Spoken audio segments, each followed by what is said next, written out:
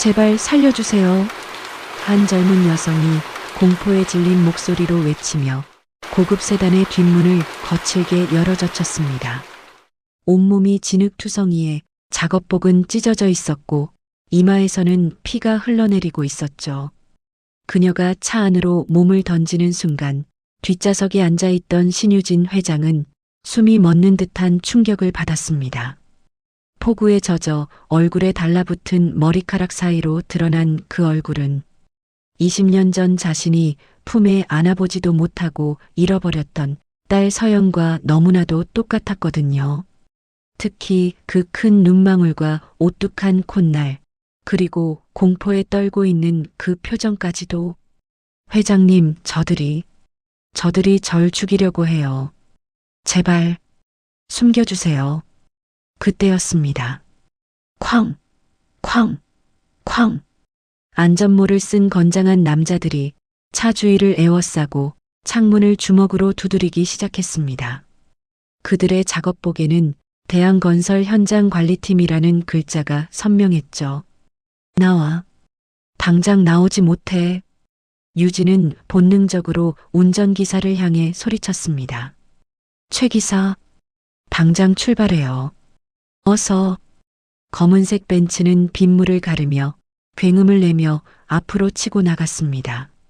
사연 시작 전 구독과 좋아요 부탁드립니다. 지금 이야기를 어디에서 듣고 계신지도 댓글로 남겨주시면 그 자리에 따뜻한 마음을 함께 두겠습니다. 2024년 8월 서울 강남구 청담동. 하늘이 찢어질 듯 쏟아지는 장대비가 도심을 덮치고 있었습니다. 기상청이 50년 만에 집중호우라고 발표한 이날 서울 곳곳이 물바다가 되어가고 있었죠. 청담동 한복판 10층 규모의 프리미엄 백화점 신축 현장. 이곳은 유진유통그룹이 5천억 원을 투자해 건설 중인 차세대 백화점으로 완공되면 강남 최고의 랜드마크가 될 예정이었습니다. 하지만 오늘은 폭우 때문에 모든 공사가 중단되고 대부분의 인부들이 조기 퇴근한 상태였죠. 하지만 모두가 떠난 것은 아니었습니다. 강지호, 2층 현장 청소 아직 안 끝났어? 빨리 해. 오늘 안에 끝내야 한다고. 현장 소장 박만수의 고함 소리가 빗소리를 뚫고 울려 퍼졌습니다. 23 강지호. 그녀는 가느다란 몸으로 빗물에 젖은 바닥을 걸레질하고 있었습니다. 현장 청소 및 정리 업무를 맡은 지 석 달째였죠. 작업복은 이미 빗물과 시멘트 가루에 흠뻑 젖어 있었고 고무장갑 낀 손은 차가운 물 때문에 시퍼렇게 얼어 있었습니다.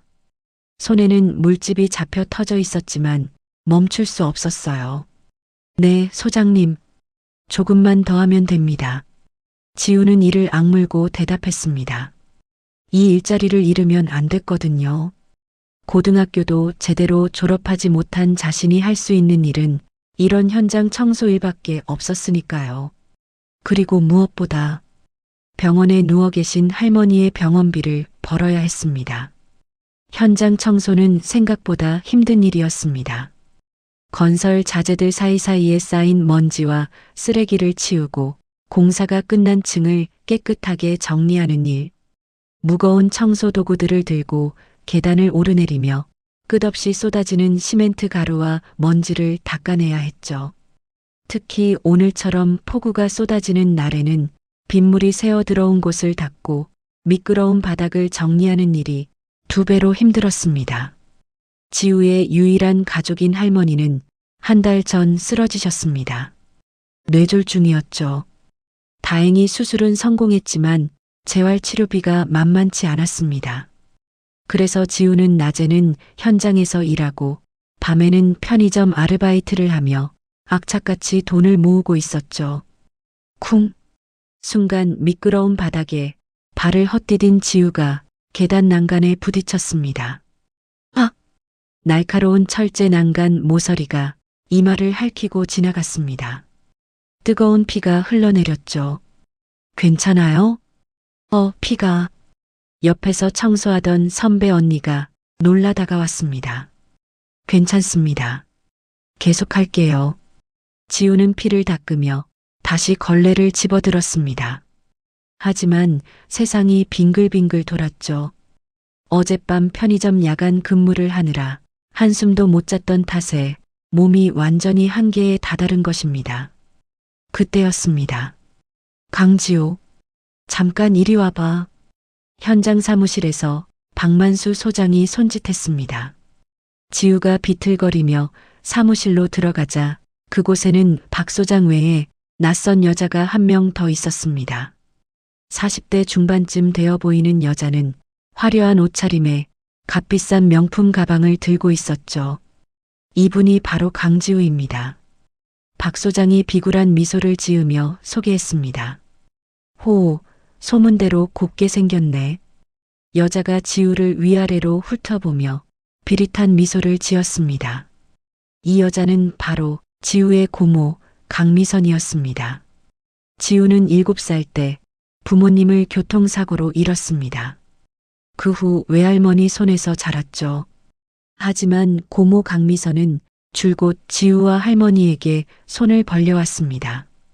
부모님의 보험금과 재산을 빼돌린 것도 모자라 할머니가 평생 모은 전세금까지 가로챘죠. 그리고 지금 지우야, 고모가 좋은 자리 하나 구해왔어. 미선이 달콤한 목소리로 말했습니다. 무슨 자리요? 응, 좋은 데야. 지방에 있는 전자공장인데 기숙사에서 살면서 일하는 거야. 월급도 쏠쏠하고 3년만 열심히 일하면 할머니 병원비 걱정 끝이야. 지우는 본능적으로 불안함을 느꼈습니다. 고모, 저는 여기서 일할래요. 그리고 할머니 옆을 떠날 수가 없어요. 야, 이거 사. 갑자기 미선의 표정이 차갑게 변했습니다. 내가 뭔데 거부해? 내가 지금까지 누구 덕분에 먹고 살았는데? 할멈 병원비도 내가 보태준 거 알아? 고모가 준 돈은 제가 다 갚았어요. 2배로 이자까지 쳐서요. 지우가 떨리는 목소리로 반박했습니다. 이 배은망덕한 년이. 찰싹? 미선이 지우의 뺨을 후려쳤습니다. 내 할멈이 죽고 싶지 않으면 말 잘 들어. 내일 당장 지방으로 내려가. 안 그러면 할멈 병원에서 쫓겨나게 만들 거야. 내가 벌어봤자 병원비에 턱도 안 차잖아. 지우의 눈에서 눈물이 주르륵 흘러내렸습니다. 고모, 제발이요. 계약서 여기 있어. 도장 찍어. 미선이 서류를 탁자 위에 던졌습니다. 지우는 떨리는 손으로 계약서를 집어들었습니다. 하지만 내용을 읽는 순간 온몸에 소름이 돋았죠. 3년간 기숙사 공장 근무. 월급은 전액 보호자각 미선과 관리. 계약 파기 시 위약금 3억 원. 이건 사실상 인신매매나 다름없었습니다. 고모, 이건 너무해요. 시끄러워. 도장 안 찍어? 미선이 지우의 멱살을 잡았습니다. 바로 그때였습니다. 우르릉, 쾅. 갑자기 천둥이 크게 치더니 현장 한쪽에서 굉음과 함께 높이 쌓아 올린 공사용 철골 구조물이 와르르 무너져 내렸습니다. 폭우로 인해 집안이 약해진 탓이었죠. 위험해. 대피해. 인부들이 비명을 지르며 현장을 빠져나갔습니다. 혼란 속에서 지우는 미선의 소나기에서 벗어나 밖으로 뛰쳐나갔습니다. 계약서를 찢어버리고 있는 힘껏 달렸죠. 강지호. 뒤에서 미선과 박 소장이 추격해 왔습니다. 지우는 공사장 외곽의 좁은 골목으로 달려들어갔습니다. 폭우 속에서 앞도 제대로 보이지 않았지만 멈출 수 없었죠. 잡히면 끝이야. 할머니를 다시는 볼 수 없어. 발목이 삐끗했지만 이를 악물고 계속 달렸습니다. 골목 끝에서 큰 길이 보였습니다. 그리고 그곳에 빨간 신호등에 멈춰선 검은색 고급 세단이 있었죠. 지우는 마지막 남은 힘을 짜내어 그 차를 향해 달려갔습니다. 그리고 뒷문을 열고 몸을 던졌습니다. 제발 살려주세요. 뒷좌석에 앉아있던 신유진 회장은 갑작스러운 상황에 숨이 멎을 듯 했습니다. 차 안으로 뛰어든 젊은 여성의 얼굴을 본 순간 심장이 멈추는 것 같았거든요. 서연아, 너니? 유진의 머릿속에 20년 전의 기억이 주마등처럼 스쳐 지나갔습니다. 1994년 22살의 신유진. 그녀는 신유통그룹 회장의 외동딸이었습니다. 명문대 경영학과를 다니며 장차 그룹을 이어받을 후계자로 주목받고 있었죠. 하지만 유진에게는 아버지도 세상도 모르는 비밀이 하나 있었습니다. 바로 사랑하는 남자가 있다는 것. 그의 이름은 한태준. 가난한 예술가였지만 유진은 그의 순수함과 재능에 반해 깊이 사랑했습니다. 하지만 집안의 반대는 극심했죠. 그런 거지 같은 놈과 결혼한다고? 내가 미쳤구나. 아버지는 유진을 감금했습니다. 그리고 태준에게 거액을 주며 떠나라고 협박했죠. 하지만 두 사람의 사랑은 그렇게 쉽게 꺾이지 않았습니다. 유진은 집을 탈출해 태준과 만났습니다. 그리고 사랑을 나눴죠. 그로부터 2달 후 유진은 임신 사실을 알게 되었습니다. 태준 씨, 우리 아기예요.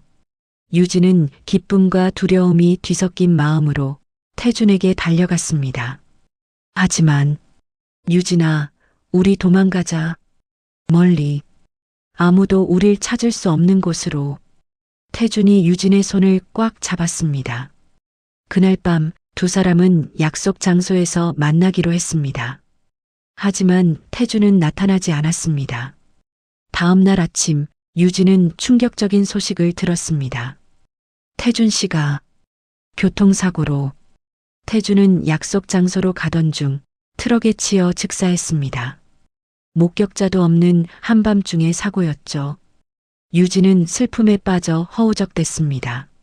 하지만 뱃속의 아기 때문에 죽을 수도 없었죠. 그리고 10달 후, 아가야, 미안해. 엄마가 널 지켜주지 못해서. 유진은 딸을 낳았습니다. 서연이라는 이름을 지어주었죠. 하지만 아버지는 냉혹했습니다. 그 아이는 우리 집안의 수치다.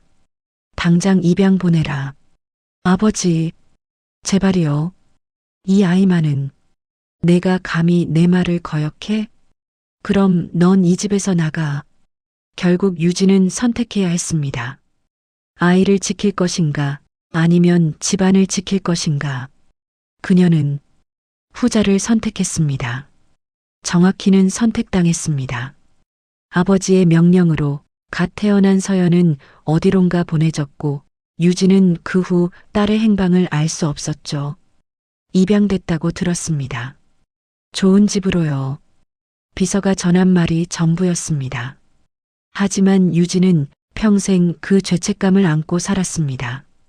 매년 서연의 생일이 되면 혼자 케이크를 사서 눈물로 축하했죠.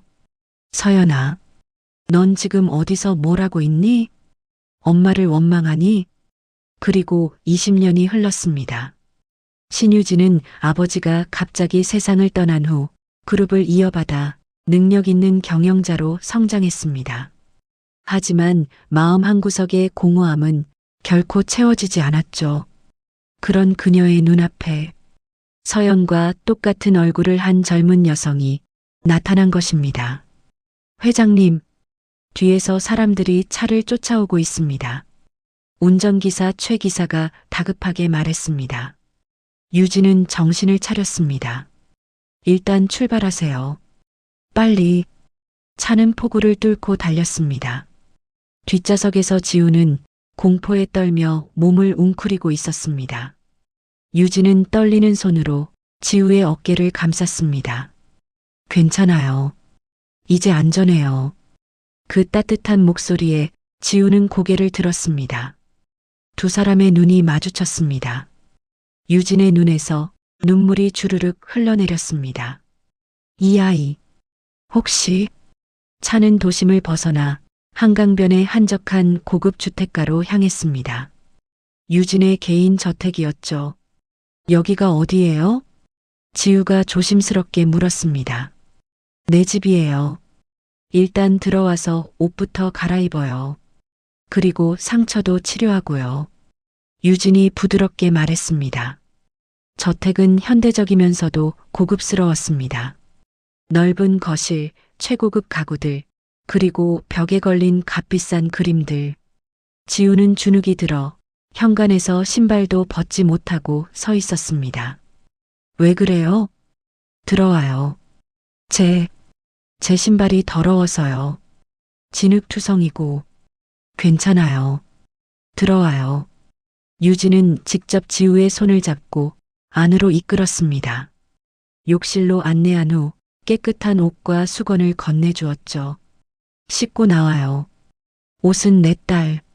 아니, 제 옷인데 맞을 거예요. 유진은 무심코 내 딸이라는 말을 할 뻔했습니다. 지우가 샤워를 하는 동안 유진은 거실 소파에 앉아 떨리는 손으로 휴대폰을 집어들었습니다. 여보세요, 김비서?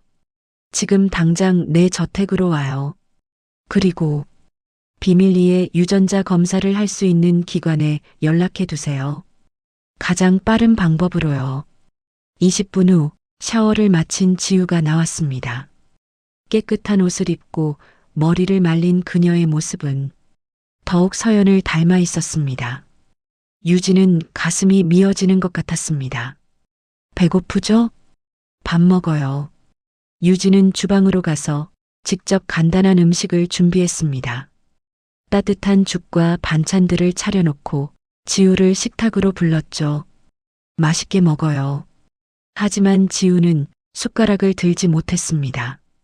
눈물이 주르륵 흘러내렸거든요. 왜 우는 거예요? 유진이 놀라 물었습니다. 죄송해요. 그냥 이렇게 따뜻한 밥을 받아본 게 너무 오래되어서요. 지우는 흐느꼈습니다. 언제부터 제대로 된 밥을 못 먹었어요? 할머니가 쓰러지신 후로요. 거의 한 달.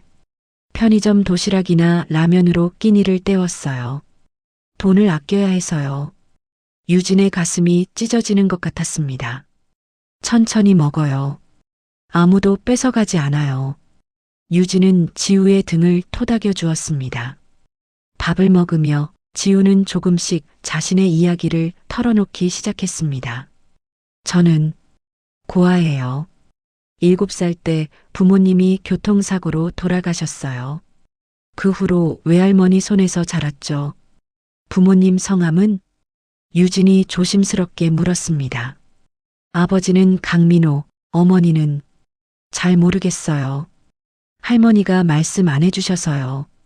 유진의 심장이 쿵 하고 내려앉았습니다. 강민호? 그 이름 어디서 들어본 것 같은데. 그런데 고모가, 강미선이라는 고모가 저를 괴롭혀요. 부모님 보험금을 다 가로챘고 할머니 전세금도 빼돌렸어요. 그리고 이번에는 절 지방 공장에 팔아넘기려고. 뭐라고요? 유진의 목소리가 차갑게 가라앉았습니다. 3년 계약으로 기숙사 공장에 보내려고 했어요. 월급도 다 고모가 가져가고 위약금이 3억이래요. 사실상 노예 계약이에요. 유진은 주먹을 불끈 쥐었습니다. 그런 짓을 어떻게 친척이. 그때 초인종이 울렸습니다. 김 비서가 도착한 것이었죠. 회장님, 말씀하신 준비 다 됐습니다. 김 비서가 작은 가방을 건넸습니다. 안에는 유전자 검사 키트가 들어 있었죠. 유진은 지우에게로 다가갔습니다. 지우 씨, 부탁이 하나 있어요. 네. 유전자 검사를 해도 될까요? 저와 당신의. 지우는 어리둥절한 표정을 지었습니다. 왜 그러세요? 유진은 떨리는 목소리로 대답했습니다. 혹시 모르니까요. 당신이 제가 20년 전에 잃어버린 딸일지도 모르니까요. 지우의 눈이 커졌습니다. 네, 그게 무슨. 제발 한 번만 검사해줘요. 제 평생 소원이에요. 유진의 간절한 눈빛에 지우는 고개를 끄덕였습니다. 3일 후 유진은 비서실에서 봉투를 받아들었습니다. 손이 너무 떨려서 봉투를 제대로 잡을 수가 없었죠. 회장님, 제가 대신. 아니에요. 제가 직접 볼게요. 유진은 심호흡을 크게 하고 봉투를 뜯었습니다. 그리고 결과지를 펼쳤습니다. 모녀관계 확률 99.99%. 순간 유진의 눈앞이 하얗게 변했습니다. 비명도 나오지 않았습니다. 그저 눈물만 주르륵 흘러내렸죠. 서연아, 내 딸, 정말 내가 맞구나. 유진은 바닥에 주저앉아 오열했습니다. 20년 동안 그리워했던 딸이 살아있었습니다. 그것도 백화점 공사장에서 청소 일을 하며 고통받고 있었다는 사실에 가슴이 찢어졌습니다. 김비서, 지금 당장 강지우, 아니, 제 딸을 모셔와요. 그리고 유진의 눈빛이 차갑게 변했습니다. 강미선이라는 여자와 박만수라는 현장 소장, 그들의 뒤를 캐세요. 모든 불법을 다 파헤쳐요. 한 놈도 살려두지 않을 겁니다. 한편 지우는 병원에 있었습니다. 할머니의 병실에서 할머니 손을 잡고 앉아 있었죠. 할머니, 이상한 일이 생겼어요. 어떤 회장님이 저를 도와주시는데 그분이 제가 자기 딸일지도 모른다고 하셨어요. 의식이 희미한 할머니의 눈이 잠깐 떠졌습니다. 서연아. 네. 할머니, 서연이가 누구예요? 내 진짜 이름. 서연이야. 할머니가 가까스로 말을 이었습니다. 할머니, 무슨 말씀이세요? 너는 강민호의 딸이 아니야. 내 엄마는 신유진. 네. 지우는 충격을 받았습니다. 23년 전 내 엄마가 널 낳고 집안의 압력으로 널 보낼 수밖에 없었어. 그때 강민호와 그 여편네 미선이가 돈을 받고 너를 데려갔지. 양육비를 받으면서. 할머니는 힘겹게 말을 이어갔습니다. 하지만 그 부부는 돈만 받고 너를 제대로 키우지 않았어. 그래서 내가 데려와서 키웠지. 미선이는 내가 돈줄이 끊어질까봐 내 엄마를 찾지 못하게 했고, 그럼 제 진짜 엄마가 신유진, 유진유통그룹 회장, 그분이 내 친엄마야. 할머니는 그 말을 마치고 다시 의식을 잃었습니다.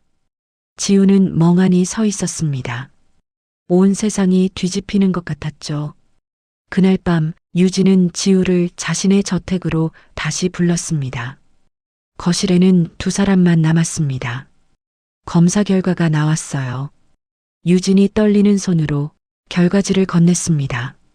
지우는 결과지를 받아들었습니다. 그리고 그 숫자를 보는 순간, 엄마, 지우의 입에서 자연스럽게 그 말이 흘러나왔습니다. 서연아. 유진이 지우를 꽉 껴안았습니다. 두 사람은 서로를 부둥켜 안고 한없이 울었습니다. 미안해. 엄마가 미안해. 널 지키지 못해서. 아니에요, 엄마. 엄마 잘못이 아니에요. 23년 동안 내가 얼마나 그리워했는지 아니. 매일매일 내 생각을 했어. 넌 지금 어디서 뭘 하고 있을까? 엄마를 원망하고 있을까? 아니에요, 엄마. 저는 엄마를 한 번도 원망한 적 없어요. 할머니가 말씀해 주셨어요. 엄마가 얼마나 저를 사랑했는지. 두 사람은 밤새도록 이야기를 나눴습니다. 잃어버린 23년의 시간을 메우듯이. 다음 날 유진은 회사 법무팀을 소집했습니다. 강미선과 박만수, 이 두 사람의 모든 불법 행위를 파헤치세요. 그리고 23년 전 제 딸을 불법으로 입양했다가 학대한 정황도 조사하고요. 법무팀이 움직이기 시작했습니다. 하지만 강미선도 가만히 당하고 있지 않았습니다. 그녀는 유진의 이복 동생인 신재혁을 찾아갔죠. 신재혁은 유진 유통그룹의 부회장이었습니다. 하지만 늘 회장 자리를 탐내며 유진을 견제해왔죠. 부회장님, 큰일 났습니다. 미선이 재혁의 사무실로 찾아와 말했습니다. 무슨 일인가? 신유진 회장이 강지우라는 여자를 자기 딸이라고 주장하고 있습니다. 뭐? 재혁의 얼굴이 굳어졌습니다. 23년 전에 그 아이 죽은 걸로 처리했잖아. 내가 돈 줬잖아. 그게 제가 아이를 죽이지 않고 키웠거든요. 양육비를 계속 받을 수 있을 것 같아서 이 멍청한 년이. 재혁이 책상을 내리쳤습니다. 사실 23년 전 유진이 출산한 직후 재혁은 신 회장의 명령을 받고 아이를 처리하라는 지시를 받았습니다. 그는 미선에게 거액을 주고 아이를 조용히 처리하라고 했죠.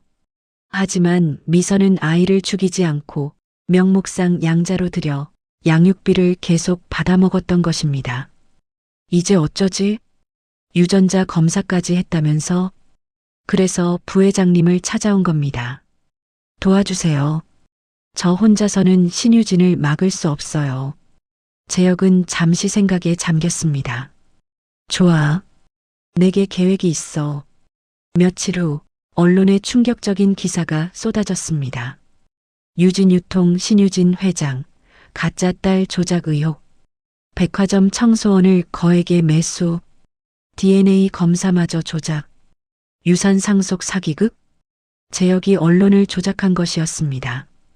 유진과 지우가 함께 있는 사진을 왜곡해서 동거래 장면처럼 보이게 만들었죠.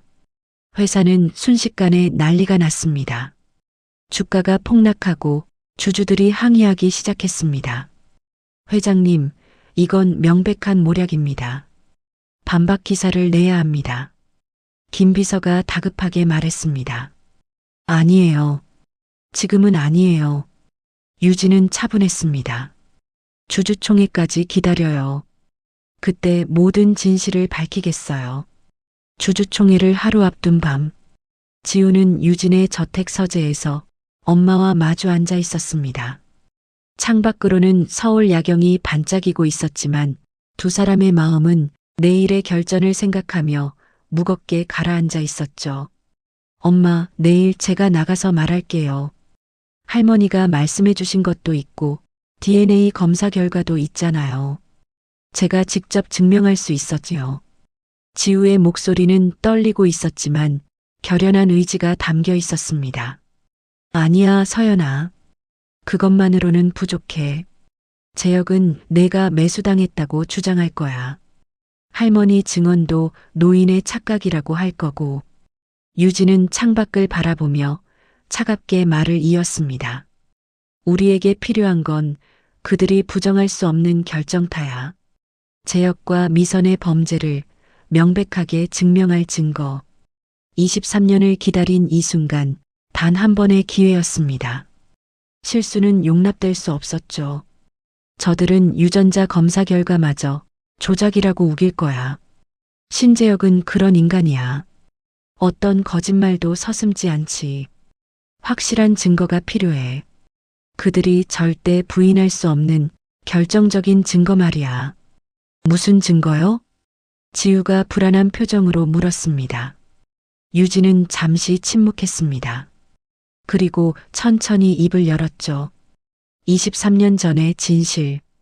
내 아버지가 어떻게 죽었는지, 그리고 신재혁과 강미선이 무슨 짓을 했는지, 그 모든 진실을 밝혀야 해. 유진은 책상 서랍에서 낡은 수첩 하나를 꺼냈습니다. 가죽 표지는 세월의 흔적으로 낡아 있었고 모서리는 헤어져 있었습니다. 이게 뭐예요? 지우가 조심스럽게 물었습니다. 내 할머니가 23년 동안 기록한 증거들이야. 유진의 목소리가 떨렸습니다. 할머니는 모든 것을 알고 계셨어. 강미선이 받아간 양육비 내역, 너를 학대한 흔적들, 그리고 내 아버지 한태준의 사망 진상까지. 지우는 떨리는 손으로 수첩을 받아들었습니다. 페이지를 넘기자 그 안에는 할머니의 떨리는 필체로 빼곡하게 적힌 날짜와 금액 그리고 짧지만 가슴 아픈 메모들이 있었습니다. 1995년 3월 15일 미선이가 양육비 200만 원 받아감. 아이는 제대로 돌보지 않음. 서연이 얼굴에 멍이 있었음. 1996년 7월 23일 양육비 300만 원 송금. 서연이를 보러 갔더니 너무 말라 있음. 밥을 제대로 주지 않는 것 같음. 가슴이 찢어진다. 1997년 8월 2일 서연이 몸에 큰 멍 발견.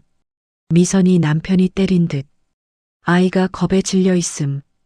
더 이상 참을 수 없다. 2001년 11월 30일 서연이를 내가 데려옴. 더 이상 저들에게 맡길 수 없음. 아이가 추운 베란다에서 떨고 있었다. 내 심장이 찢어지는 것 같았다.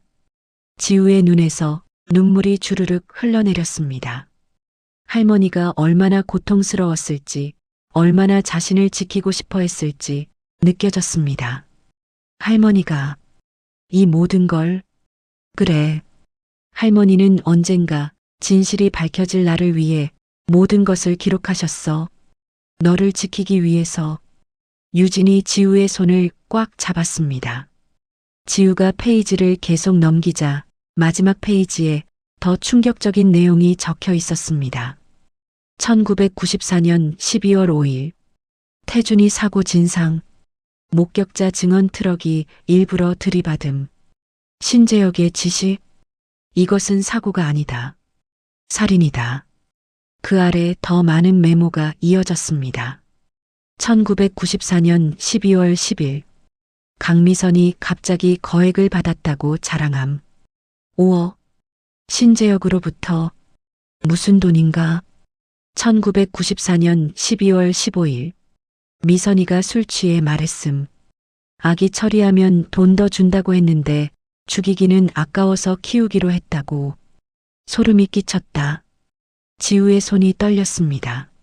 엄마, 이게 정말. 그래. 유진의 목소리가 차갑게 가라앉았습니다. 그녀의 눈에는 20년 동안 쌓인 분노가 타오르고 있었습니다. 내 아버지는 사고사가 아니었어. 살해당한 거야. 신재혁의 지시로. 유진은 자리에서 일어나 창가로 걸어갔습니다. 서울의 불빛들이 그녀의 얼굴을 비추었죠. 재혁은 항상 나를 질투했어. 아버지가 나를 후계자로 점찍었다는 걸 알았으니까. 나는 적통이었고 그는 아버지의 두 번째 부인에게서 태어난 서자였지.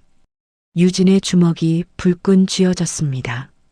그래서 나를 무너뜨리려고. 내가 사랑하는 사람을 죽였어.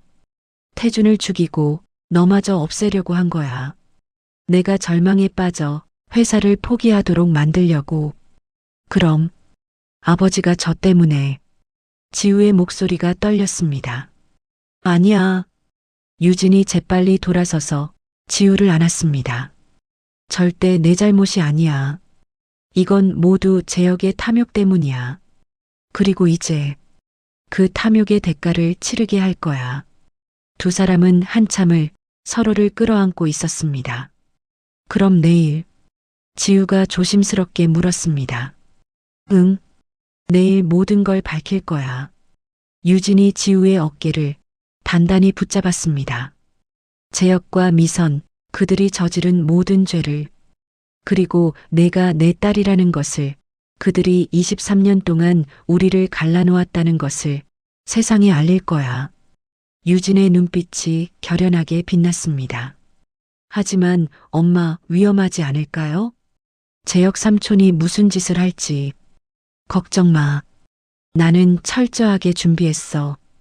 유진이 책상 서랍을 열어 더 많은 서류들을 꺼냈습니다. 녹취록, 계좌 이체 내역, 목격자 진술서, 그리고 재혁이 태준을 죽이기 위해 고용한 트럭 운전사의 자백서까지. 모든 증거가 여기 있어. 지우는 서류들을 보며 놀라움을 금치 못했습니다. 이 모든 걸 어떻게 3년이 걸렸어. 내가 내 딸일지도 모른다는 의심을 품은 순간부터 나는 사립 탐정들을 고용해 23년 전의 진실을 파헤치기 시작했지. 유진이 쓸쓸하게 웃었습니다. 그리고 마침내 모든 퍼즐이 맞춰졌어. 밤은 깊어갔지만 두 사람은 내일을 위한 마지막 준비를 계속했습니다. 새벽 2시가 되어서야 지우는 자신의 방으로 돌아갔습니다. 하지만 잠이 오지 않았죠.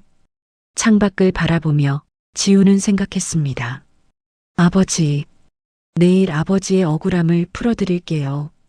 그리고 엄마와 함께 당당하게 살아갈게요. 다음 날 아침 유진 유통그룹 본사. 아직 해가 완전히 뜨지 않은 이른 시각부터 본사 앞에는 수십 대의 취재 차량이 몰려들기 시작했습니다. 기자들이 카메라를 들고 건물 입구를 에워쌌죠. 신유진 회장의 스캔들, 오늘 주주총회에서 판가름 날 것으로 보입니다. 과연 해임안이 통과될까요? 아침 뉴스는 온통 이 이야기로 도배되어 있었습니다. 오전 10시 대회의실, 수백 명의 주주들과 기자들이 모여 있었습니다. 회의실은 숨막힐 듯한 긴장감으로 가득했죠. 단상에는 신재혁 부회장이 서 있었습니다. 그는 검은색 양복을 말끔하게 차려입고 승리자의 여유로운 미소를 짓고 있었습니다. 오늘이 바로 그날이다. 신유진, 내가 무너지는 날. 재혁은 속으로 쾌재를 불렀습니다. 존경하는 주주 여러분. 재혁이 마이크를 잡고 엄숙한 표정으로 말했습니다. 오늘 이 자리에서 저는 매우 슬픈 진실을 밝혀야 하겠습니다. 한 기업의 리더가 개인적인 욕망에 눈이 멀어 회사를 위기에 빠뜨린 참담한 현실을 말입니다. 장내가 조용해졌습니다. 신유진 회장은 재혁이 잠시 멈추고 주주들을 둘러보았습니다. 회사의 이익을 저버리고 개인적인 욕망에 빠졌습니다. 백화점 건설 현장에서 일하던 젊은 여성을 거액으로 매수했고 이를 자신의 친딸이라고 조작여 회사 재산을 빼돌리려 했습니다. 뒤에서 야유가 터져나왔습니다. 회장이 그럴 리가. 말도 안 돼. 하지만 재혁이 준비한 사람들도 곳곳에 심어져 있었습니다. 저런 파렴치한 사기꾼을 회사 재산을 빼돌리려고. 재혁의 입꼬리가 올라갔습니다. 여러분, 더 충격적인 사실이 있습니다. 대형 스크린에 조작된 사진들이 떴습니다. 유진과 지우가 함께 있는 모습을 마치 돈을 주고받는 것처럼 편집한 것들이었죠. 이것을 보십시오. 이것이 과연 모녀의 자연스러운 모습입니까? 재혁이 비열하게 웃었습니다. 아니면 거액을 주고받는 사기 공모의 현장입니까? 장내가 술렁이기 시작했습니다. 이런 무책임한 회장에게 더 이상 그룹을 맡길 수 없습니다. 재혁이 목소리를 높였습니다.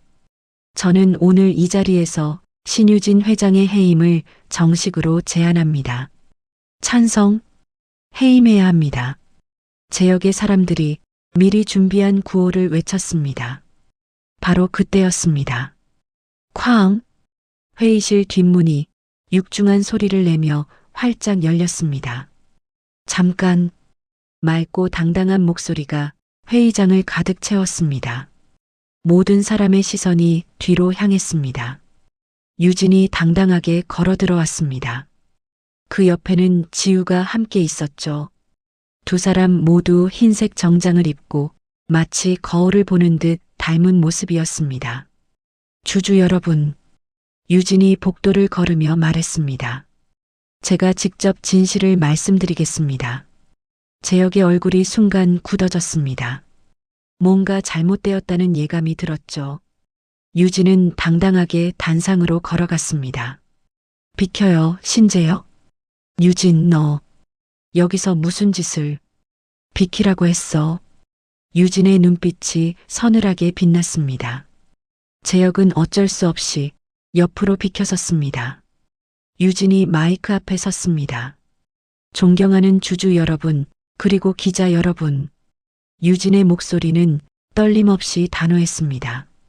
저는 오늘 이 자리에서 23년 동안 숨겨져 온 진실을 밝히고자 합니다. 장내가 조용해졌습니다.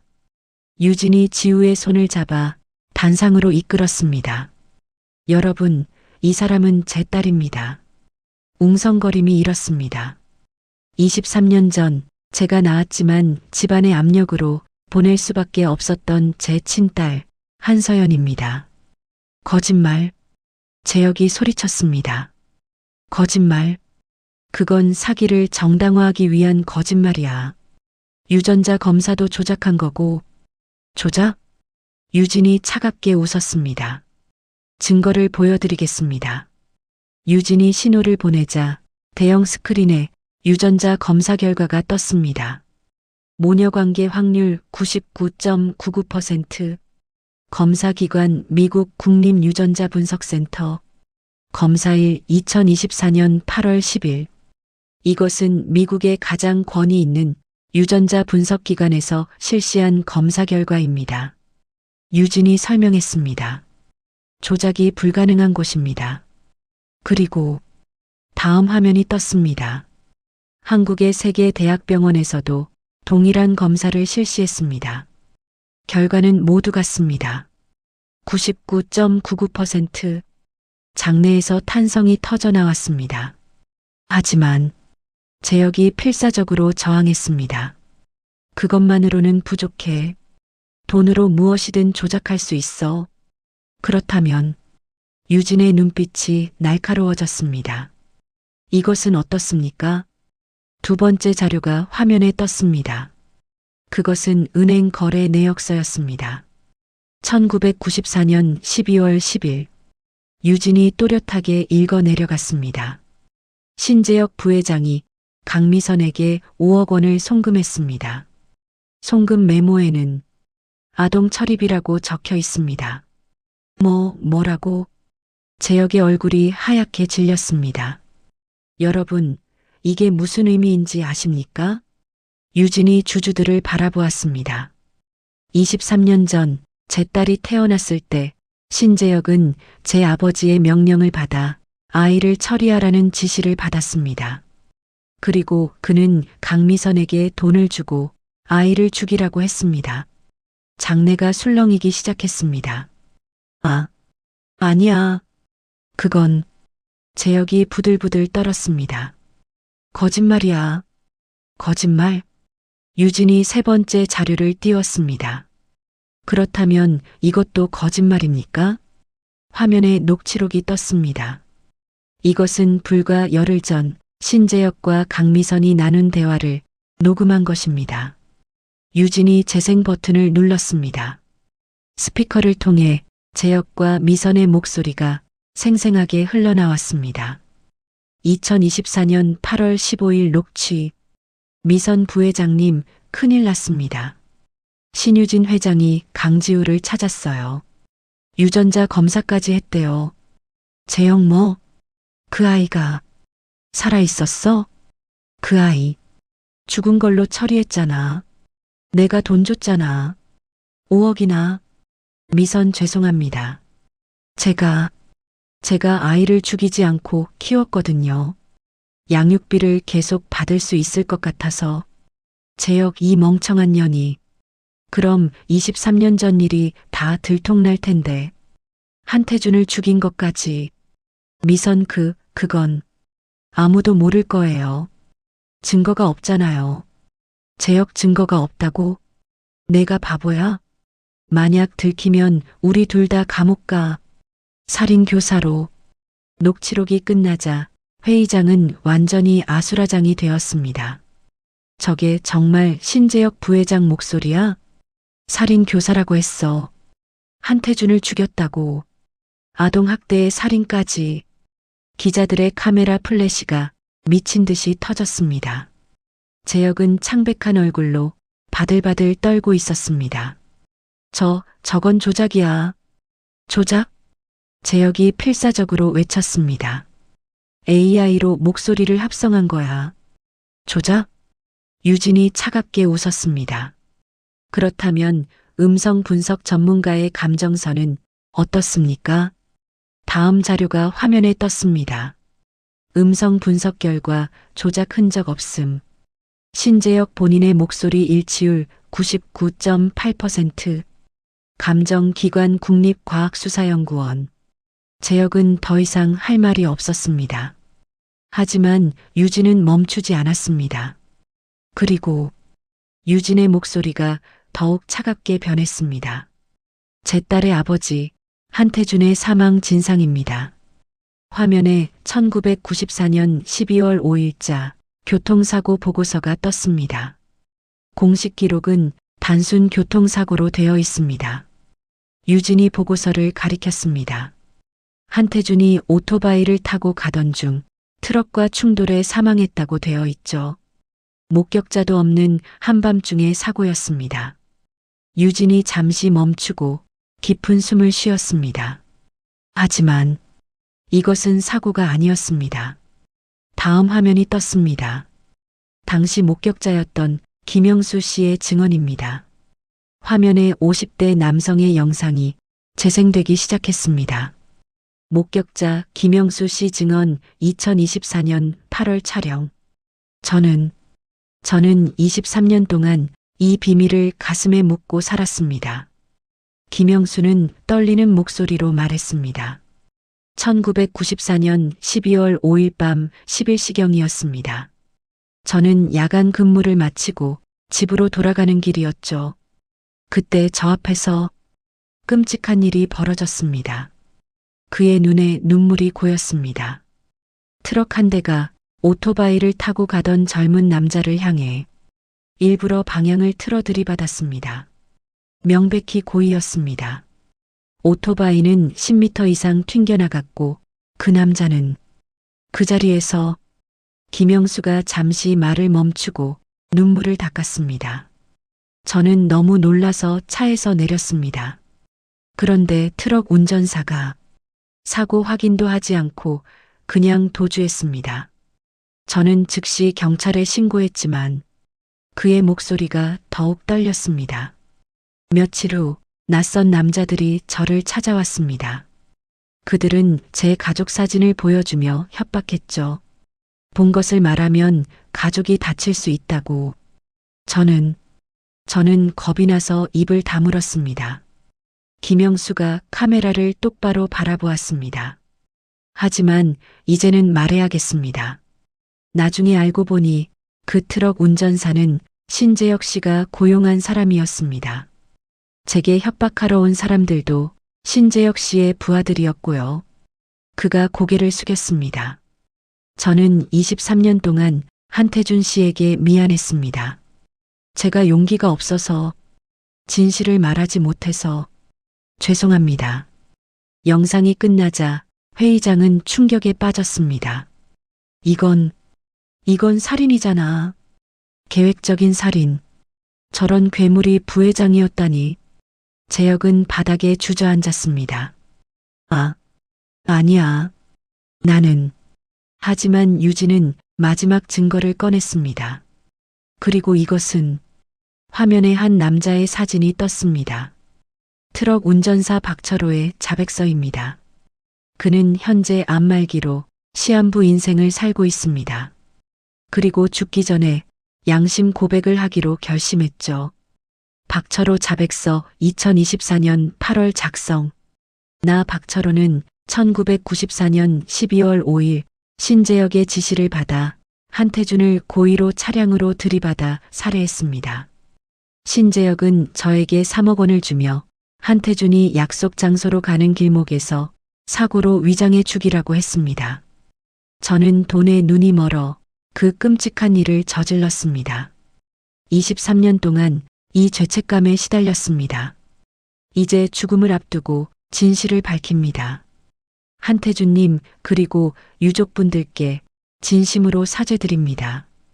회의장은 완전히 패닉 상태에 빠졌습니다. 살인이야. 명백한 살인. 저런 인간이 우리 회사를 경영하려 했다니. 당장 경찰을 불러.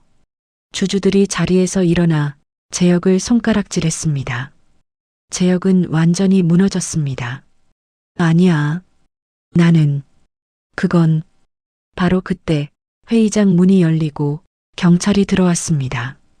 검은 제복을 입은 강력계 형사들이 단상으로 성큼성큼 걸어왔습니다.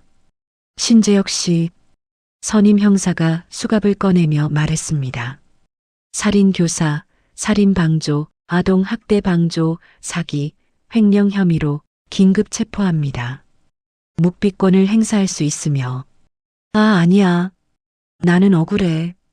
재혁은 발악했지만 형사들이 그의 팔을 꺾어 수갑을 채웠습니다. 철커덕. 수갑 소리가 회의장에 울려 퍼졌습니다. 그리고 구석에 몸을 숨기고 있던 강미선도 발견되었습니다. 저기 있어요. 강미선. 누군가가 손가락으로 가리켰습니다. 미선은 도망치려 했지만 경찰에게 붙잡혔습니다. 나 줘. 내가 뭘 잘못했어. 미선이 발악했습니다. 아이를 죽이지 않고 살려뒀는데. 오히려 은인인데. 은인? 한 여성 형사가 차갑게 말했습니다. 아동학대, 사기, 횡령, 협박, 인신매매 시도. 죄목이 20가지가 넘습니다. 조용히 따라오시죠. 미선도 수갑이 채워졌습니다. 두 악당이 경찰에게 끌려나가자 회의장에는 우레와 같은 박수가 터져나왔습니다. 짝짝짝짝. 잘했어. 정의가 승리했다. 신유진 회장 만세. 유진은 지우를 끌어안았습니다. 이제 끝났어, 서연아. 유진의 눈에서 눈물이 흘러내렸습니다. 이제 우리 떳떳하게, 행복하게 살 수 있어. 엄마. 지우도 엄마 품에 안겨 한없이 울었습니다. 주주들이 자리에서 일어나 기립박수를 보냈습니다. 플래시가 미친 듯이 터졌습니다. 이 순간이 역사가 되는 순간이었습니다. 6개월 후 청담동 프리미엄 백화점이 드디어 완공되었습니다.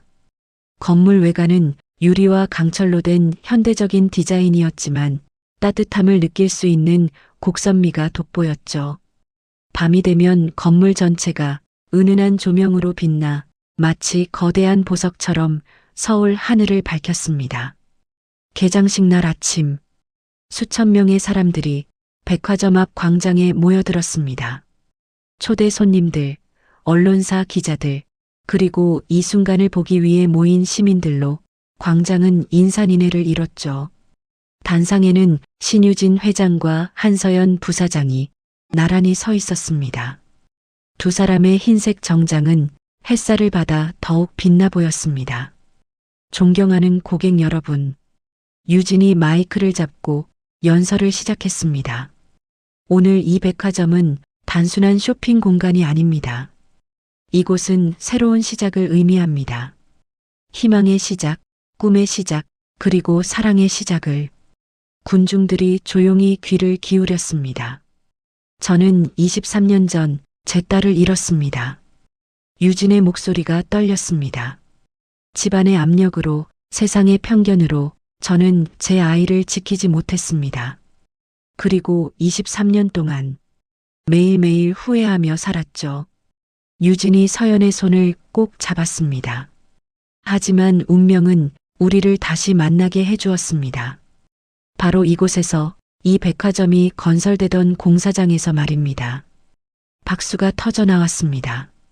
이 백화점은 바로 그 운명의 장소에서 시작되었습니다. 절망이 희망으로, 이별이 재회로 바뀐 곳. 그래서 이 건물은 저에게 특별한 의미가 있습니다. 유진이 건물을 올려다보았습니다. 그리고 이제 제 딸 한서연이 이 그룹의 미래를 이끌어갈 것입니다. 유진이 마이크를 서연에게 넘겼습니다. 서연은 잠시 떨리는 손으로 마이크를 잡았습니다. 하지만 곧 진정하고 당당하게 군중들을 마주했죠. 존경하는 여러분. 서연의 목소리는 맑고 힘찼습니다. 제 이야기를 해드리겠습니다. 6개월 전만 해도 저는 이 건물의 공사장에서 청소 일을 하던 노동자였습니다. 청중들이 놀란 표정을 지었습니다. 고등학교도 제대로 졸업하지 못했습니다. 매일 편의점 도시락으로 끼니를 때우며 할머니 병원비를 벌기 위해 밤낮으로 일했죠. 서연의 눈에 눈물이 맺혔습니다. 저는 세상이 저를 버렸다고 생각했습니다. 희망이 없다고, 미래가 없다고 생각했습니다. 서연이 엄마를 바라보았습니다. 하지만 한 분의 따뜻한 손길이 저를 구해주셨습니다. 그분이 바로 제 친어머니였습니다. 23년 만에 저를 다시 찾아주신 분. 박수가 쏟아졌습니다. 저는 이곳에서 일하는 모든 직원들을, 특히 힘든 환경에서 일하는 분들을 절대 잊지 않겠습니다. 서연의 목소리에 힘이 실렸습니다. 이 백화점은 단순히 부자들만을 위한 곳이 아닙니다. 모든 사람이 꿈을 꿀 수 있는 곳, 모든 사람이 희망을 품을 수 있는 곳이 될 것입니다. 그래서 저희는 특별한 프로그램을 시작합니다. 서연이 뒤에 있는 현수막을 가리켰습니다. 희망의 사다리 프로젝트, 저소득층 청소년 장학금 지원, 건설 현장 노동자 복지 향상, 미혼모 지원 센터 운영. 이 백화점 수익의 10%는 이러한 사회 공헌 활동에 쓰일 것입니다. 서연이 선언했습니다. 저처럼 어려운 환경에 있는 분들이 꿈을 포기하지 않도록 저희가 사다리가 되어드리겠습니다. 우레와 같은 박수가 쏟아졌습니다. 사람들은 눈물을 흘리며 박수를 쳤습니다. 한서연, 한서연, 구호가 터져 나왔습니다. 개장식이 끝난 후 유진과 서연은 백화점 옥상으로 올라갔습니다. 그곳은 하늘 정원으로 꾸며져 있었습니다. 아름다운 꽃들이 피어 있고 서울 시내가 한눈에 내려다 보였죠. 엄마, 여기 정말 아름다워요. 서연이 감탄하며 말했습니다. 그래, 내가 좋아할 것 같아서 특별히 만들었어. 이곳은 내 정원이야. 유진이 웃으며 말했습니다. 두 사람은 난간에 기대어 서울 시내를 바라보았습니다. 엄마, 아빠한테 인사드리고 싶어요. 서연이 조심스럽게 말했습니다. 그래, 가자. 아빠도 오늘을 기다리고 계실 거야. 두 사람은 차를 타고 교회의 묘지로 향했습니다. 한태준의 묘 앞에는 이미 새로운 비석이 세워져 있었습니다. 사랑하는 남편, 아버지 한태준. 당신의 희생은 헛되지 않았습니다. 영원히 사랑합니다. 서연이 무릎을 꿇고 비석에 손을 얹었습니다. 아빠, 저예요, 서연이요. 서연의 목소리가 떨렸습니다. 늦었지만 이제야 인사드려요. 23년 동안 아빠 얼굴도 모르고 살았어요. 하지만 이제 알아요. 아빠가 저와 엄마를 얼마나 사랑했는지. 눈물이 뚝뚝 떨어졌습니다. 아빠, 엄마를 만났어요. 정말 좋은 분이세요. 강하고 따뜻하고 아빠를 닮았어요. 서연이 웃으며 울었습니다. 그리고 이제 우리는 함께 살 거예요. 아빠가 그토록 지켜주고 싶었던 그 가족을요. 저희가 행복하게 살게요. 그러니까 아빠도 편히 쉬세요. 유진도 무릎을 꿇었습니다. 태준 씨, 유진의 목소리도 떨렸습니다. 우리 딸 찾았어요.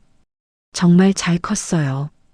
당신을 닮아서 착하고 강하고 아름다워요. 유진이 비석을 쓰다듬었습니다. 23년 동안 미안했어요. 당신을 지키지 못해서, 우리 딸을 지키지 못해서. 하지만 이제는 괜찮아요. 우리가 함께니까요. 유진이 하늘을 올려다보았습니다. 태준 씨, 이제 편히 쉬세요. 저희가 당신 목까지 행복하게 살게요. 매일매일 웃으며 살게요. 그게 당신이 원하는 거잖아요? 바람이 불어와 두 사람의 머리카락을 흔들었습니다.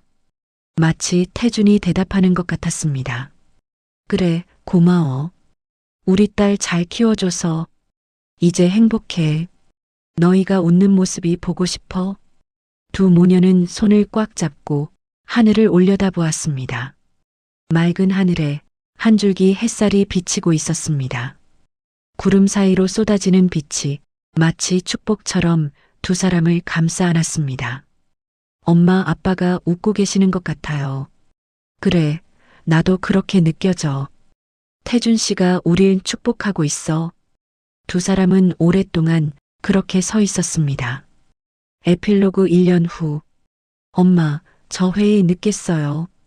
서연이 서둘러 가방을 챙기며 계단을 뛰어 내려왔습니다. 거실에서 유진이 아침 식사를 준비하고 있었습니다.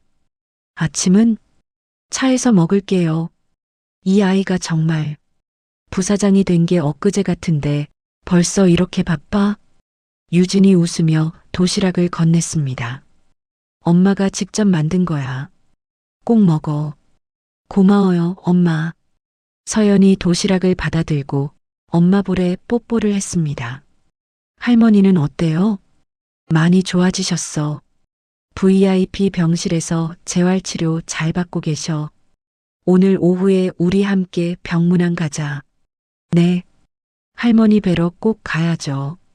요즘 할머니가 많이 건강해지셔서 너무 좋아요. 그래. 할머니도 너 보시면 너무 기뻐하시더라. 서연은 엄마에게 다시 한번 안기고는 밖으로 뛰어나갔습니다. 차에 타자 운전기사 최 기사가 웃으며 말했습니다. 부사장님, 요즘 정말 행복해 보이십니다. 얼굴에서 빛이 나요. 네, 최 기사님. 저 정말 행복해요. 매일 아침 눈을 뜰 때마다 이게 꿈인가 싶어요. 서연이 환하게 웃었습니다. 차는 도심을 달렸습니다. 창밖으로 지나가는 백화점 건물이 보였습니다. 그곳에는 거대한 현수막이 걸려 있었습니다. 유진 유통그룹, 근로자, 복지 향상 프로그램 실시, 모든 건설 현장 노동자에게 안전보험 및 교육비 지원, 미혼모 자립 지원센터 개소. 서연이 창밖을 바라보며 흐뭇하게 웃었습니다. 이 모든 프로그램은 서연이 직접 기획하고 실행한 것들이었습니다. 자신과 같은 처지의 사람들을 돕기 위해서요. 회사에 도착하자 비서 이수진이 스케줄을 알려주었습니다. 부사장님, 오늘 오전 10시에 신입사원 면접이 있습니다. 그리고 오후 2시에는 장학재단 이사회가 있고요. 저녁 7시에는 노동조합과의 간담회가 예정되어 있습니다. 알겠어요.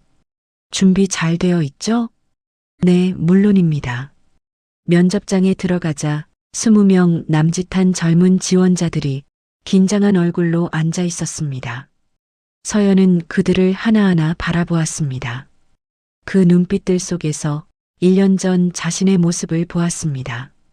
여러분, 안녕하세요. 저는 한서연 부사장입니다. 서연이 따뜻하게 미소 지었습니다. 면접 시작하기 전에 제 이야기를 조금 해드릴게요. 지원자들이 집중했습니다. 저는 1년 전만 해도 여러분과 똑같았습니다. 아니, 어쩌면 더 어려운 처지였을지도 모르겠네요. 서연이 솔직하게 말했습니다. 고등학교도 제대로 졸업하지 못했고 백화점 공사장에서 청소 일을 했습니다. 매일 편의점 도시락으로 끼니를 때우며 병원비를 벌기 위해 밤낮으로 일했죠. 지원자들의 눈이 커졌습니다. 하지만 한 번의 기회가 제 인생을 완전히 바꿔놓았습니다. 그리고 저는 여러분에게도 그런 기회를 드리고 싶습니다. 서연은 지원자들을 돌아보며 말했습니다. 여러분의 과거는 중요하지 않습니다. 학력도 스펙도 가정 환경도 중요하지 않아요. 중요한 건 미래예요. 여러분이 이 회사에서 어떤 꿈을 펼치고 싶은지, 어떤 사람이 되고 싶은지가 중요합니다. 한 지원자가 용기를 내어 손을 들었습니다. 부사장님, 저는 한부모 가정에서 자랐고 대학도 야간으로 다녔습니다. 이런 저도 기회를 받을 수 있을까요? 물론이죠. 서연이 단호하게 말했습니다. 오히려 그런 어려움을 이겨낸 당신이 더 강한 사람입니다. 저희 회사는 그런 분들을 원합니다. 면접이 끝난 후 서연은 엄마 사무실로 갔습니다. 유진은 서류를 보고 있다가 서연을 보자 환하게 웃었습니다. 엄마, 오늘 면접 정말 좋았어요. 정말 훌륭한 인재들이 많더라고요. 그래. 우리 딸이 고른 사람들이면 믿을 수 있지. 유진이 서연의 머리를 쓰다듬었습니다. 그나저나 다음 주 이사회 준비는 됐어? 네, 완벽해요. 새로운 복지 정책안을 발표할 거예요. 좋아. 내가 하는 일이라면 난 항상 지지해. 엄마 고마워요. 서연이 엄마의 손을 꽉 잡았습니다. 저를 찾아주셔서 그리고 이렇게 많은 사랑을 주셔서 저 정말 세상에서 가장 행복한 사람이에요. 바보야. 유진의 눈에 눈물이 맺혔습니다. 내가 더 고마워. 내 인생에 다시 돌아와줘서 엄마에게 다시 살아갈 이유를 줘서 두 사람은 포옹했습니다. 창밖으로 석양이 지고 있었습니다. 아름다운 주황빛 노을이 하늘을 물들이고 있었죠. 유진은 창밖을 바라보며 조용히 중얼거렸습니다. 태준 씨, 보고 있죠? 우리 정말 잘 살고 있어요. 서연이가 이렇게 훌륭하게 자랐어요. 당신이 지키고 싶었던 가족, 이제 완전해졌어요. 하늘 어딘가에서 태준이 미소 짓고 있을 것 같았습니다. 내레이션. 폭우가 쏟아지던 그날, 운명은 두 모녀를 다시 만나게 해주었습니다. 23년의 시간을 뛰어넘어 엄마와 딸은 다시 하나가 되었죠. 그들이 겪은 고통은 결코 헛되지 않았습니다. 그 고통은 그들을 더 강하게 만들었고 더 많은 사람들을 도울 수 있는 힘이 되었습니다. 악은 반드시 심판받고 선은 결국 승리한다는 것을 우리는 배웠습니다. 그리고 무엇보다 진정한 가족의 사랑은 시간도 거리도 그 어떤 시련도 막을 수 없다는 것을. 신유진과 한서연, 이 두 모녀는 이제 함께 새로운 미래를 만들어가고 있습니다. 백화점 공사장의 청소 노동자에서 그룹의 부사장이 된 서연의 이야기는 많은 사람들에게 희망을 주었습니다. 나도 할 수 있다. 나도 꿈을 꿀 수 있다. 나도 행복해질 수 있다. 그 희망은 지금도 계속해서 퍼져나가고 있습니다. 3년 후 대학 강의실. 서연은 청강생으로 앉아 경영학 교수의 강의를 듣고 있었습니다. 일하면서 야간 대학원을 다니기 시작한 지 2년 반. 오늘은 마지막 수업이었습니다. 그럼 여러분, 2년 반 동안 수고 많으셨습니다. 다음 주가 졸업식이죠. 교수가 말했습니다. 수업이 끝나고 서연은 다른 학생들과 함께 교수에게 인사를 했습니다. 한서연 학생. 교수가 서연을 불렀습니다. 네, 교수님. 자네 논문 정말 훌륭했네. 사회적 책임과 기업 경영의 조화라는 주제. 매우 시의적절하고 실천적이었어. 자네의 실제 경험이 녹아 있어서 더 감동적이었고. 감사합니다, 교수님. 자네 같은 경영자가 많아지면 우리 사회가 더 좋아질 거야. 교수가 서연의 어깨를 두드렸습니다. 저택으로 돌아온 서연은 엄마에게 달려갔습니다. 엄마, 제가 했어요. 서연이 흥분해서 외쳤습니다. 뭘? 유진이 놀라 물었습니다. 경영학 석사학위. 교수님이 논문이 정말 훌륭했대요. 드디어 받았어요. 서연이 학위 증서를 흔들었습니다. 유진의 눈에 눈물이 주르륵 흘러내렸습니다. 잘했어, 내 딸. 정말 자랑스러워. 유진이 서연을 꽉 안아주었습니다. 3년 전만 해도 고등학교도 제대로 못 나온 내가 석사학위라니 꿈만 같아요. 서연도 울먹였습니다. 넌 정말 대단해. 일하면서 공부하는 게 얼마나 힘들었니? 그런데도 포기하지 않았잖아. 엄마가 있어서 가능했어요. 엄마가 항상 응원해 주셨잖아요. 그리고 엄마. 서연이 엄마의 손을 잡았습니다. 저 새로운 프로젝트 하나 시작하려고요. 뭔데? 저소득층 청소년들을 위한 장학재단을 더 확대하려고요. 지금은 학비만 지원하는데 생활비와 멘토링까지 지원하는 프로그램으로요. 서연의 눈이 반짝였습니다. 저처럼 공부하고 싶어도 형편이 어려운 아이들, 꿈을 포기할 수밖에 없는 아이들을 돕고 싶어요. 그 아이들에게 너희도 할 수 있어라고 말해주고 싶어요. 유진은 서연을 꽉 안아주었습니다. 좋아. 정말 좋은 생각이야. 엄마가 전폭적으로 지원할게. 필요한 게 있으면 뭐든지 말해. 고마워요, 엄마. 5년 후 유진유통그룹 창립 50주년 기념식. 서울 잠실 올림픽 공원 대강당. 수천 명의 직원들과 협력업체 관계자들, 그리고 언론사 기자들이 모여 있었습니다. 무대 중앙 거대한 스크린에는 지난 50년의 역사가 영상으로 흘러나오고 있었습니다. 그리고 이제 단상에는 새로운 회장이 될 한서연이 서 있었습니다. 유진은 명예회장으로 물러나고 서연에게 경영권을 완전히 넘긴 것이었죠. 서연은 우아한 검은색 정장을 입고 있었습니다. 5년 전 공사장에서 청소를 하던 그 소녀는 이제 대한민국 재계를 이끄는 당당한 리더가 되어 있었습니다. 존경하는 고객 여러분, 직원 여러분, 협력업체 여러분. 서연이 연설을 시작했습니다. 오늘 우리 유진유통그룹이 창립 50주년을 맞이했습니다. 이 자리에 서기까지 정말 많은 분들의 노고가 있었습니다. 서연이 잠시 멈추고 객석의 엄마를 바라보았습니다.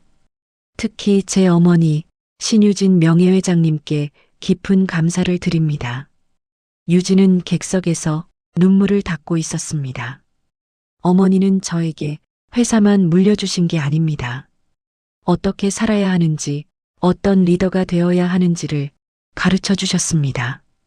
서연의 목소리가 떨렸습니다. 그리고 저를 키워주신 할머니께도 감사드립니다. 할머니가 아니었다면 저는 지금 이 자리에 있을 수 없었을 것입니다. 객석 특별석에는 휠체어를 타고 온 할머니가 앉아 계셨습니다. 할머니도 손수건으로 눈물을 닦고 계셨죠. 그리고 하늘에 계신 아버지께도 감사드립니다. 서연은 잠시 말을 멈추고 하늘을 올려다보았습니다.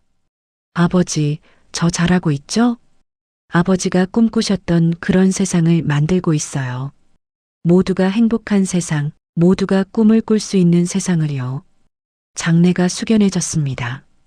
앞으로 유진유통그룹은 단순히 이익만을 추구하는 기업이 아니라 사회에 진정으로 기여하는 기업이 되겠습니다. 서연이 힘주어 말했습니다.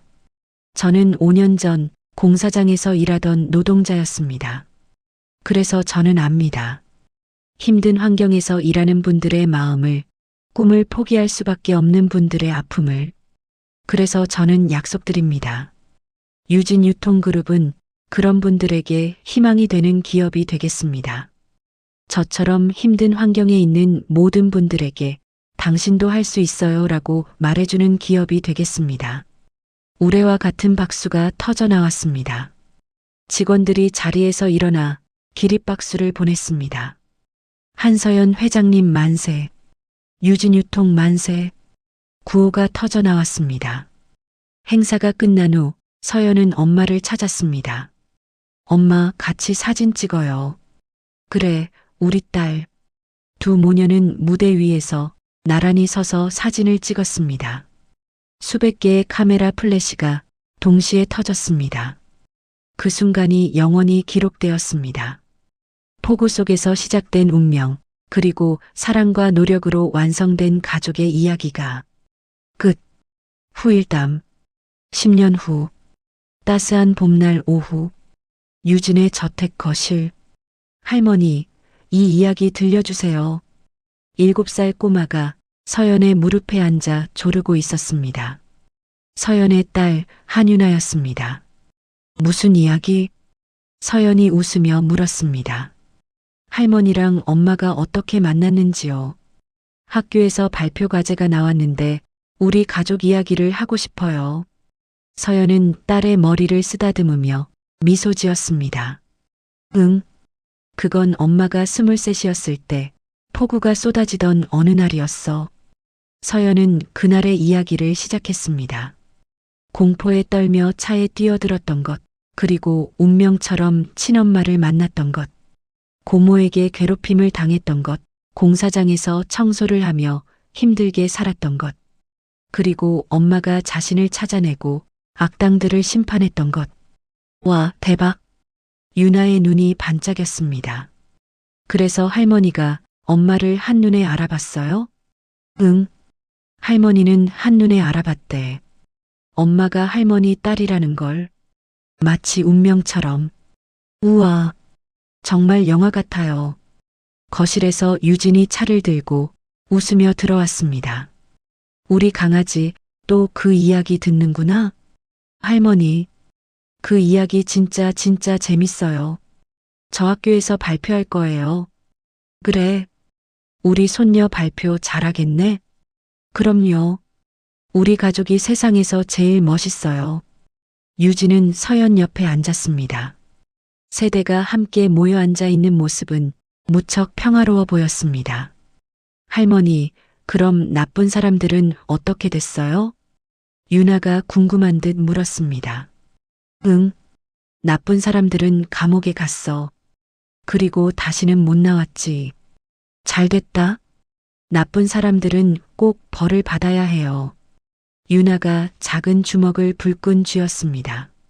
서연과 유진은 서로를 바라보며 미소 지었습니다. 그들의 이야기는 이제 다음 세대로 전해지고 있었습니다. 폭우 속에서 시작된 운명의 이야기, 그리고 사랑과 용서, 정의가 승리한 이야기. 이 이야기는 앞으로도 계속 전해질 것입니다. 희망과 사랑의 이야기로 창밖으로 햇살이 비치고 있었습니다. 따뜻하고 포근한 봄 햇살이 마치 하늘에서 태준이 축복을 보내는 것 같았습니다. 유진은 창밖을 바라보며 조용히 하늘을 향해 속삭였습니다. 태준 씨, 우리 손녀까지 태어났어요. 이제 우리 가족은 정말 완전해졌어요. 당신도 행복하시죠? 하늘 어딘가에서 태준의 목소리가 들리는 것 같았습니다. 그래, 나도 행복해. 정말 행복해. 고마워, 유진아. 우리 딸 정말 잘 키워줘서. 그리고 손녀까지. 정말 예쁘구나. 유진의 눈에 눈물이 주르륵 흘러내렸습니다. 하지만 그것은 슬픔의 눈물이 아니었습니다. 감사와 행복의 눈물이었습니다. 서연이 엄마의 어깨를 감싸며 물었습니다. 엄마, 괜찮으세요? 또 우시네요. 응, 괜찮아. 유진이 눈물을 닦으며 웃었습니다. 그냥 너무 행복해서 그래. 이렇게 행복해도 되나 싶어서. 당연히 되죠, 엄마. 우리 이만큼 행복할 자격 있어요. 그동안 얼마나 힘들었는데요. 저도요. 유나가 끼어들었습니다. 저도 행복해요. 세상에서 제일 좋은 엄마랑 할머니가 있어서. 모녀는 서로를 꽉 껴안았습니다. 그리고 꼬마 유나도 그 사이에 폭 끼어들었습니다. 저도요. 저도 껴안아요. 세 세대가 함께 웃고 있었습니다. 폭우 속에서 시작되었지만 햇살 속에서 완성된 그들의 이야기. 그 이야기는 이제 영원히 계속될 것입니다.